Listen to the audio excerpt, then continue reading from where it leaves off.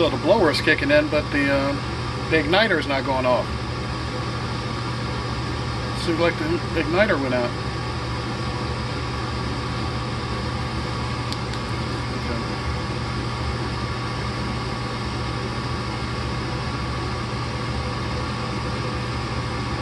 I actually thought I heard the flame start, but